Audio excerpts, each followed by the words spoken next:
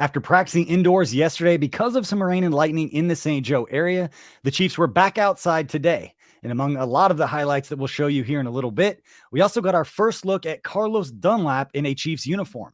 How'd he do? What'd he do? And what'd he do after practice, most importantly? We'll tell you all about it and everything else that went down today at Chiefs camp today on KCSN Update. It's Thursday, August 4th. You are listening to KC Sports Network, the #1 podcast network for today's Kansas City sports fans. With former players from your favorite teams, informed perspectives, and former insiders, this is the place for you. You can find us wherever you listen to podcasts or on our YouTube channel, all over social media, or our morning newsletter, KCSN Daily, dedicated to your Kansas City Chiefs. KC Sports Network is proudly presented by Emprise Bank, your partner in possible. All right, we got to talk about Isaiah Pacheco and what we're seeing from the Chiefs' rookie 7th-round pick out of Rutgers. Now, he had some fantastic plays on Thursday. It was just a few days after Chiefs assistant head coach and special teams coordinator Dave Toub said that Pacheco's the top kick returner right now. And that's talking about a deep running backs room that we've talked about already with Clyde Edwards-Helaire, Ronald Jones, Jerick McKinnon, Pacheco, Derek Gore, who flashed last year, and Tayon Fleet-Davis. They generally keep just 3 running backs on the roster, maybe 4 this year. Let us know in the comments who you think they'll keep. And while you're down there, go ahead and like and subscribe. We appreciate it. Now, our guys, Charles Goldman, will have a feature on Pacheco tomorrow in our daily newsletter. Make sure to check that out. But first, a quick word from our partner at DraftKings. Football fans, DraftKings changed the fantasy game forever in 2012, and now they're doing it again. And that's with Rainmakers Football, their first ever NFT fantasy game. The new shot to win millions in prizes. It's the only NFT fantasy game licensed by the NFLPA. Playing Rainmakers Football is simple. Buy, sell, bid, and win player cards of the biggest name in the game through regular drops and auctions. Each week, craft your lineup of athletes from your NFT collection and rack up points for touchdowns, receptions, and more, just like you would in regular daily fantasy football.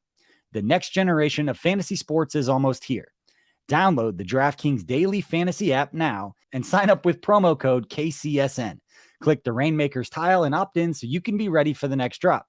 Play free for millions in prizes all football season and build the ultimate NFT fantasy franchise with Rainmakers Football. That's promo code KCSN, and that's only at DraftKings.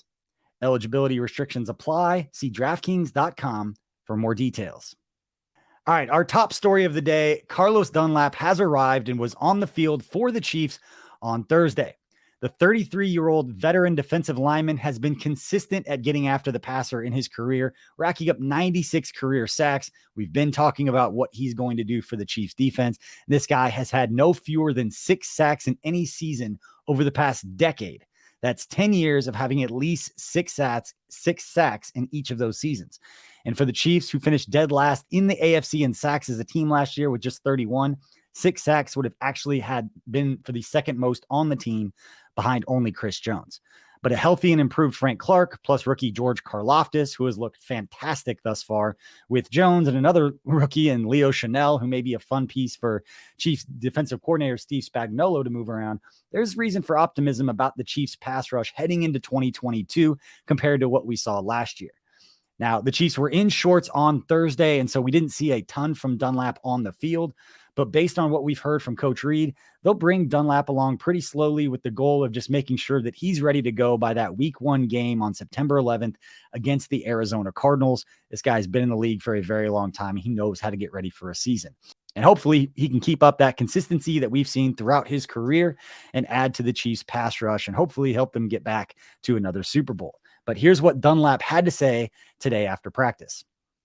What were some of the main factors of great opportunity with a great organization, what they've done the last few years, playing against them on the other side of the ball? I wanted to add what my specialties to it, and we felt like we had mutual interests.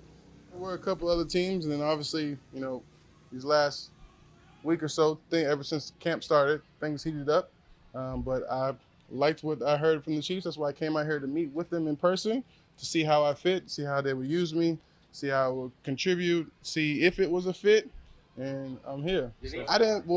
with the offers and stuff, they weren't down there at the same time. I think they were in OTAs when the first offer came.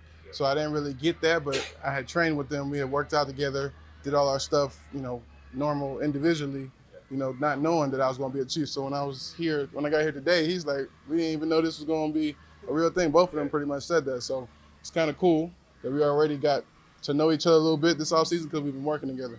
Patience, this is my 13th year. I've done it 12 different ways.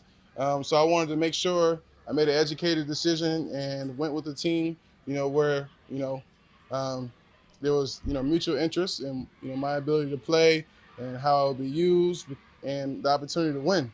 Because at this point, I've done a lot of football. One of the things I have not done is, I haven't got over 100 sacks. I haven't won a playoff game and I haven't clearly won a Super Bowl. So those are things that I would like to do at this point in my career, and I'm in hot pursuit, and I feel like this team gives me a great opportunity, the best opportunity to do it. So my routine. So that's one of the big things that I'm trying to establish and figure out here. Today was the first day. So I contributed to my routine, my work ethic, my team that helps with my routine. So I got to find all the people here, delegate those tasks, and just get a routine and rhythm going. The opportunity to play in every down, obviously we'll be rolling because we got a young bull, first-round pick who has a lot of talent. Sky's the limit for him. So the opportunity to play in every down, at this point in my career, because I've been a closer in so many games and have 96 sacks in my career, they try to correlate, with being older, taking down your snaps, but featuring you in passing situations. But I like to eat and wherever you put on the table, I like what's the word? First down just as much as third. Yeah, I could say it just like that. Yeah, first and second downs are just as important to me as third down. Obviously, I've done many things on third down, closed many games on third down, but I feel like if you impact the game early on first and second down, you can put the game away even sooner. And clearly, these guys have lit up the scoreboard a million and one times. So look forward to contributing my strengths to what they have to do well. Getting over 100 puts me, in the top. I think I need 103 to get in the top 50 something or 40 something. So I want to shrink that down to at least get to, maybe top 25, 32. So 100 is a big milestone that I will, enjoy and celebrate and be proud of. But 4 sacks on the year is not my goal. I try to average 8. He said 6 the last few years, but I try to average 8 a year. And I want to go for more than that, obviously. And I put my money where my mouth is with the deal we did, structured it that way for, the incentives to increase it. That's a tough question you should ask me in a couple of days because I'm still learning the defense. I was up to about midnight last night trying to catch up on the install. I believe they're, a few installs ahead of me. I got 2 or 3 of them in yesterday, but today will be the day that I'm going to get with Coach one-on-one and get through it. Obviously, it's camp, so there's a lot of things, moving parts going on. Haven't had opportunity yet to sit and just go through it with them.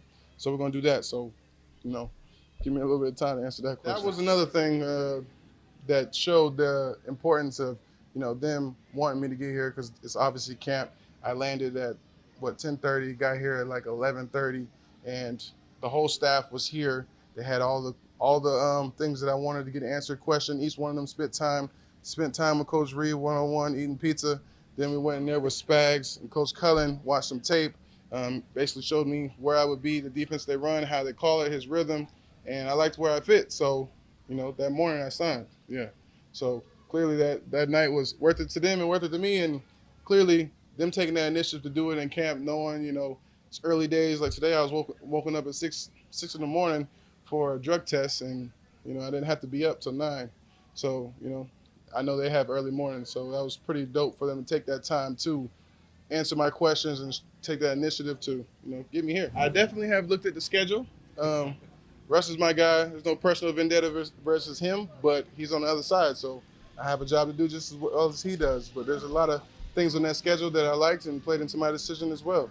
So looking forward to getting after it. I came up in a different game. I didn't have the greatest vets, in my day because, hazing and all that wasn't exactly illegal or frowned upon. It was encouraged. So for him, I think best thing I can give him is, my perspective from experience and try to add to what he already does well. Clearly, he was a first-round pick. I wasn't. So he has something that they saw that they like and they see the potential in him. So I would like to give him whatever tool that I can from my perspective to help him unlock what he already does well. I'm not trying to change him to me. I'm here I got a job to do. They already told me what my role will be, and, helping grooming him and helping all the young players along the way is part of why I understand, my role is at this point in my career, as well as winning and closing games along with them. All right. Now, if you remember last week when Dunlap signed, we had Brandon Thorne of Trench Warfare on this show to talk about Dunlap. And one of the things that Brandon mentioned was that Dunlap last year had played less than 40%. I think it was less than like 35% of the snaps for Seattle last year, but was very effective on those snaps. And based on what we just heard from Dunlap, he wants to be more than just a situational pass rusher. So that's going to be something to watch as the season progresses. And you've got veterans like Dunlap and Frank Clark and how they kind of mix up all of those snaps. But let's watch some of the top plays now from Monday after hearing from Dunlap. Well, I should rephrase that. This isn't a highlight right here, but this is worth noting if you go out to camp. Injured players, they do not have a lot of fun working off to the side with the strength coaches. These guys want to get back on the field when they're over there as fast as they can, because the workouts they put these guys through during practice are not a whole lot of fun. All right, one player's name we haven't heard from much this year compared to last year is second-year tight end Noah Gray. Probably has something to do with Jody Fortson standing out, although Jody Fortson's injured now, so Noah Gray's getting some more reps. And you see this pass right here from Patrick Mahomes, beautiful touch pass to Noah Gray for a nice gain. Now, it's important to note the guys were in shorts for what they call a 10-10-10 practice, which means 10 reps for the first, second, and third teams on both sides of the ball. After going in pads for a few days in a row to get things started, they get the off day on Friday. Now, Andy Reid's camps are hard, but he also knows how and when to throttle up and down for these guys. This is an encouraging play from Gray, who is, as I mentioned, competing with Jody Fortson, Blake Bell, and a couple of other guys for a key roster spot for that backup or number 3 tight end spot behind Travis Kelce. The next play I want to discuss, I don't know how else to describe this, but it's the perfect training camp highlight for so many reasons. Skyy Moore, the rookie second-round pick for the Chiefs, takes in this long touchdown pass from Patrick Mahomes. You can hear the crowd. Everybody's excited. Perfect throw, hits him in stride. Everybody's cheering. And then there's a good number of us that kind of pause and wonder where the hell the defense was on that play. I mean, Skyy Moore is pretty wide open. Are you happy about the touchdown? Perhaps the play design was great and it confused the defense. Or are you terrified that the defense can't cover anyone? There's a lot of context here when you watch these plays that only the players and coaches really know about, but it's plays like this that make me laugh, because you'll see if people are hopefully optimistic or fearfully worried, depending upon how they want to view that play. Maybe it tells you something about yourself. I don't know. Pretty deep here on KCSN Update today, but I always like to see the guys celebrating successes, except in the moments that I don't. So let me know if you think great play, bad defense, combination of both.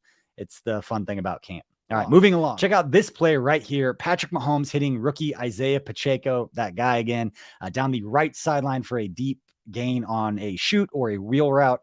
Somebody smarter than me can let us know in the comments what they want to call that route.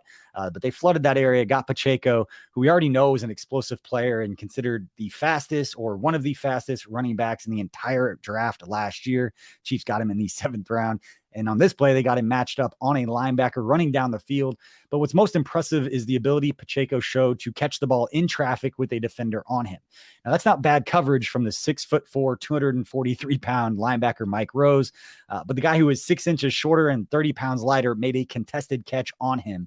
And that is a great sign to see. And Pacheco honestly might be the player I'm most excited to watch in the preseason as we sit here today, for all the reasons we've already talked about and how deep that running backs room is. And knowing Pacheco's number 3, number 4, where does he fit in with some of those other veterans, McKinnon, Ronald Jones, and Clyde Edwards-Helaire? All right, and our last clip is definitely something you love to see. Frank Clark, Carlos Dunlap, and George Karlaftis talking and working together after practice. We've seen this with Frank already throughout camp, working with the young guys, but getting Dunlap out there on his first day, something you just love to see, these guys getting after it, working together, and kind of building that camaraderie that camp's all about. All right, finally, let's check out today's pressers, where Steve Spagnuolo, the Chiefs defensive coordinator, spoke to reporters about what he's seen and what he's liked over the first few weeks of camp. Yeah, listen, Mike is one of those guys. I think I've said this before about Mike. He's as solid as you get in all facets, physicality, being in the right place, knowing exactly what to do. He's a pro. Turk's the same way. We got a few guys like that, and as many guys as we think can help us out on the field, we're going to try to find some ways to get them in there. And we've always been on a rotation deal with the D-line, so I don't think that will change. We do that just to make sure that they're all aware that nothing's won right now. Nothing's carved in stone right now in terms of who's playing where and what. Now, we'll eventually get there. But, and the other thing is when you're at any position, when you're maybe playing with the third group, and all the third group guys are all young, it doesn't go off quite as smooth. You know what I mean? So sometimes we put him at the first group to see how he functions when everybody's functioning fast. You're working with Nick, and so that's a reason why we put Jalen up there a little bit to see what he functions. I thought he's had 2 really good practices. I mean, if you were in yesterday in the indoor there, the first couple of snaps there, I thought he did a really nice job in coverage, and he's come along. He was kind of a slow mover early. I think he's kind of figuring out that doesn't really work at this level. So you got to practice everything fast. I mean, I think he's done it for a long time, and the system he was in Cincinnati all those years was kind of conducive to him. Mike Zimmer had him for a long time, and what they were doing, it was a 4-down system. Call it what you want. I mean, we're multiple now, so we're in a couple of different things. But I think he functions well outside. We talked to him about playing inside. We'll see where that goes. I'm not really sure. I want to get him comfortable at one spot first. But again, I go back to the length, and he knows how to get to the quarterback. I mean, sometimes that's just innate. I always say 70% of pass rushers want to. Great job. I think he's done an outstanding job. Now, we'll probably move him around a little bit too. But we need to get him settled in a spot eventually. I think he's competed really well with the bunch of really good veteran wideouts we have. And the thing I like about Trent is when it hasn't gone great for him, he's not one of those guys that sticks his head in the sand.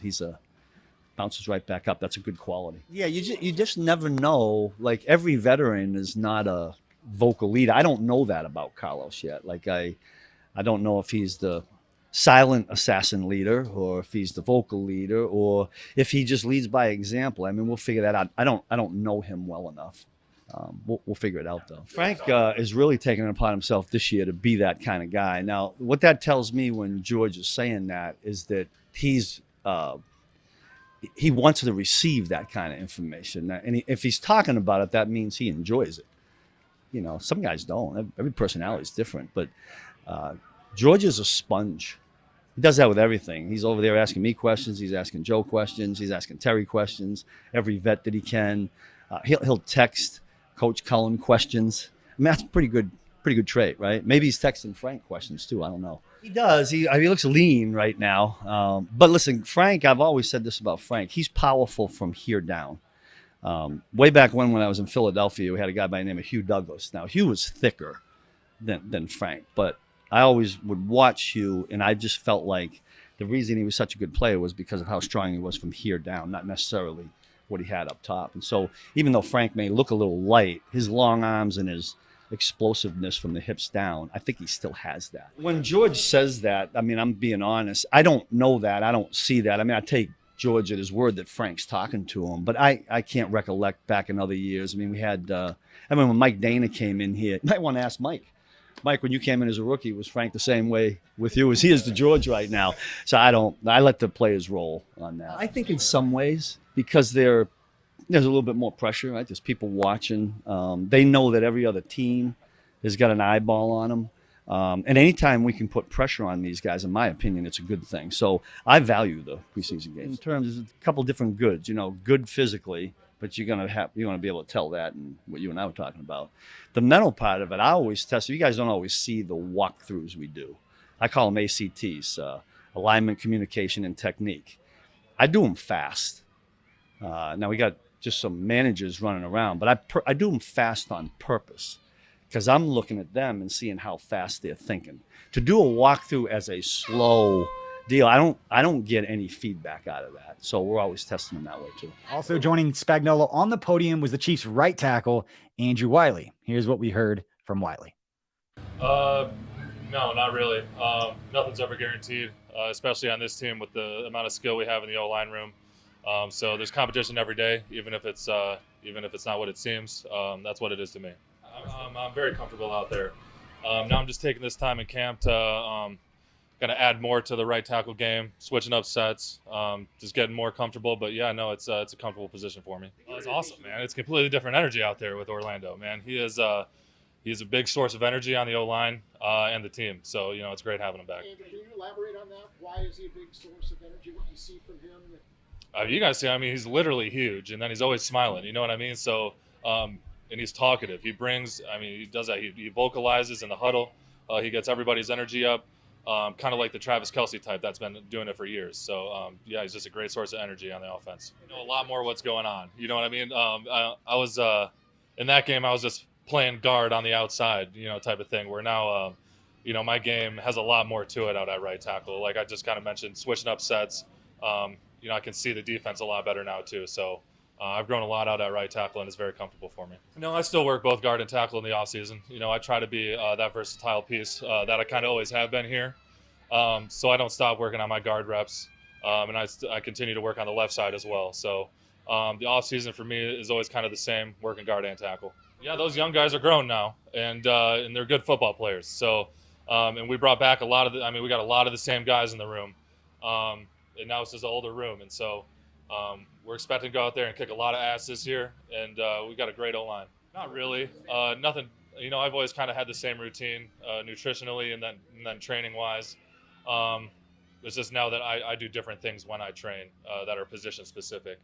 But no, not really nutritionally, and I just kind of take the same stuff in the offseason. Still a weird feeling. Like I kind of started noticing it last year when we had that big overhaul of new guys on the O-line, and it was just kind of me and Mike Remmers and Nick Allegretti. You know what I mean? So still kind of a weird feeling being that vet in the room. But we got a bunch of vets in there, so it's nothing too crazy.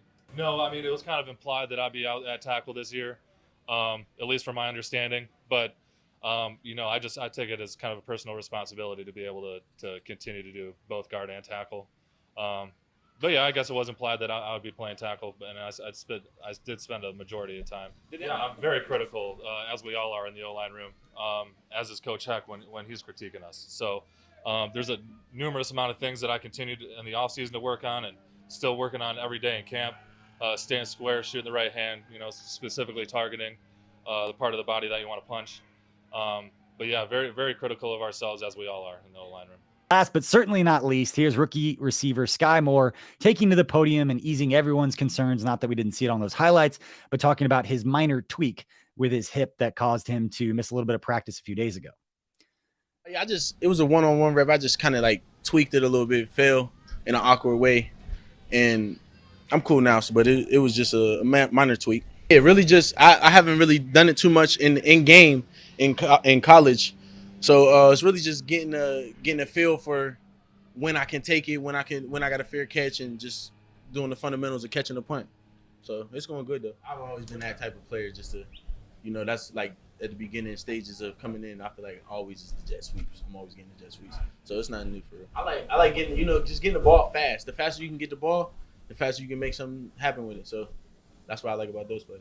It's going to be a process because it is a complex offense, but it's starting to click, So everything, I feel like everything in this offense, is counters. We run this play, and this play is a counter to that play, So once you get the basics of everything, it starts to click a whole lot faster. Not just Pat, but for all the quarterbacks, just getting that timing and being able to translate that into a game day feeling, is very important. So just any deep ball connection is a plus out here. That's with Pat, you're not getting underthrown here. So we're just a bunch of minions out there running. Really everybody, I lean on the whole room. Just if I got a question, everybody's open to answer, and we all bounce each other's ideas off each other. So Juju, MVS, McCole, Cornell, everybody, we're just helping each other. It's just I feel like just once it's in the air, you just got to keep your eyes on it and just look it in. That's all it is. Just anybody, not just Pat. It's just anytime the ball's in the air, it's about concentration. So it's been going decent for me. Yeah, it's hard to have that type of moment while I'm playing, but when I go back home and I'll see a video or something, I'll be like, dang, that's crazy. Yeah, a lot. I've been trying to duck off a little bit while I'm at camp, but when I do look at my phone, I see what's going on, and I'm getting a lot of praise. Before I came here, I knew Travis was like the best tight end in the league, but now I'm seeing why. You know what I'm saying? It's about how patient and savvy he is through his route running, and he's very smart. So it's like he's not really working too much harder. He's working smarter.